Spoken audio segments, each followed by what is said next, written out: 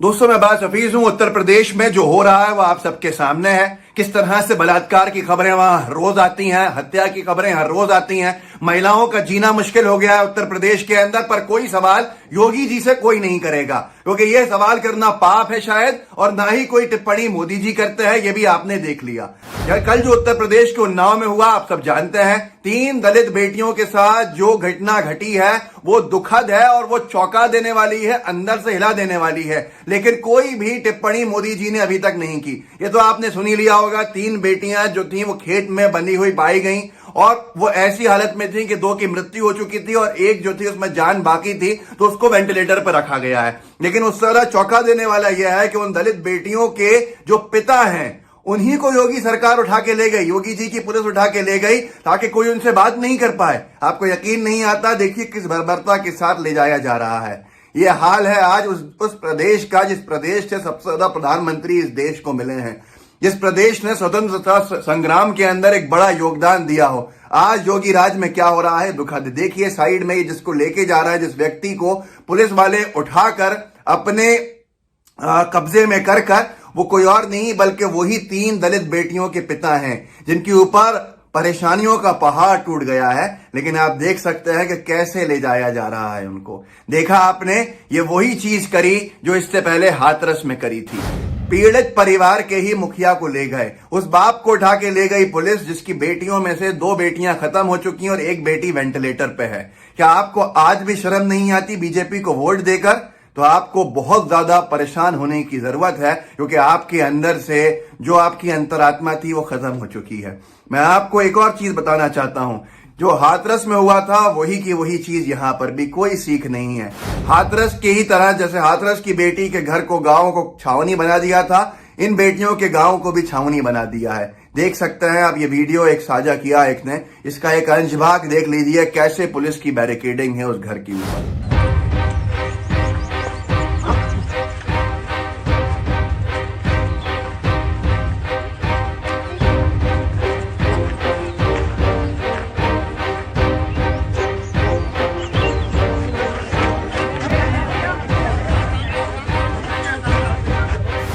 उससे ज्यादा दुखद यह है कि आज जहां पर ये पूरा का पूरा मामला चल रहा है, उस पीड़ित परिवार के 2 मेन लोग जो हैं उन्हीं को पुलिस उठा के लेके गई है। आपको यकीन नहीं आता तो उस परिवार की महिला को सुनिए, जो कह रही है कि हम ही पीड़ित हैं और हमारे ही पति को और हमारे ही ससुर को उठा के ले जाती है पुलिस, हमारे सामने लाई है। सुन लीजिए इनको पहले, आपको समझ में आएगा कि योगी सरकार में क्या हो गई है वहां हमारे दलित भाई बहनों की हालत।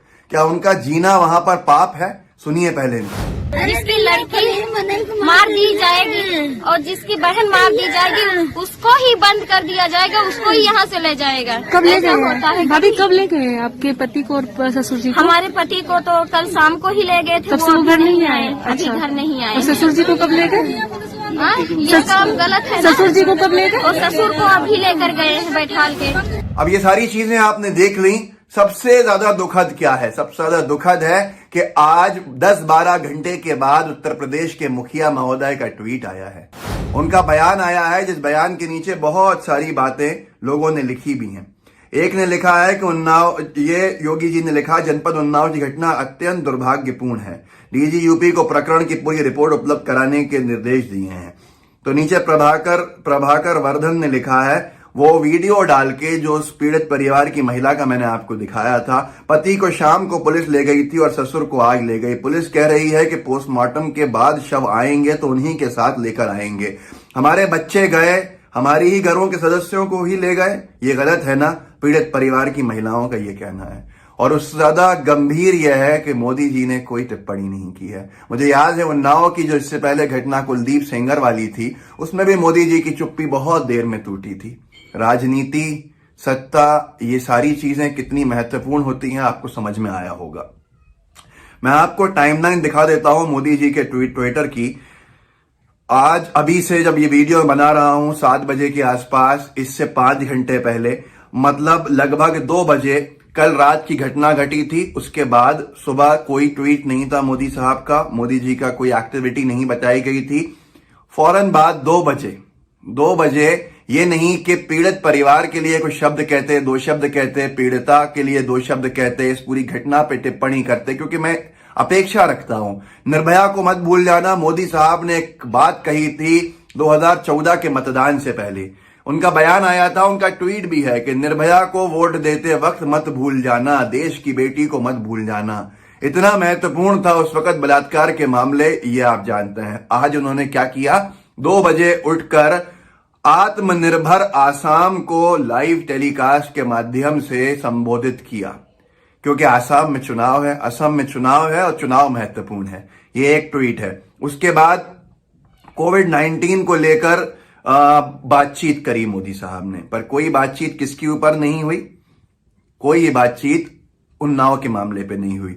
और जब सुबह थी, सुबह के वक्त उन्होंने परीक्षा पे चर्चा 2021 किया, जिसके अंदर आप देख सकते हैं, उनका ट्वीट भी है, एग्जाम वॉरियर्स लिखा है, और उसके बाद भी जो ट्वीट आया परीक्षा पे चर्चा का ही आया। तो ये सारी की सारी चीजें बताती हैं कि हम कितने संवेदनहीन हो चुके हैं। आज हमारे दलित भाई बहनों का रहना मुश्किल हो गया है, जीना मुश्किल हो गया है, हम सब खामोश हैं। आज आपकी खामोशी है, कल किसी और की खामोशी हो सकती है। आज वो परेशान है, कल हम परेशान हो सकते हैं, तमाम लोग। उत्तर प्रदेश में अगर बीजेपी की सरकार नहीं होती तो मोदी सरकार अभी तक तो राष्ट्रपति शासन रिकमेंड कर चुकी होती। लेकिन दुख इस बात का है कि पार्टी देखकर ही सत्ताधारी दल जो बीजेपी का है वो फैसला लेता है किसी भी राज्य की कोई भी एक्शन का। इस वीडियो को आगे बढ़ाइएगा। 3 बेटियों में से 2 की जान जा चुकी है। एक ऐसा लगता है कि उनका बचना मुश्किल है, सबकी प्रार्थना है कि बचें वो, लेकिन ये बताता है कि लॉ ऑर्डर के लचरता कितने लचर हो चुका है उत्तर प्रदेश के अंदर।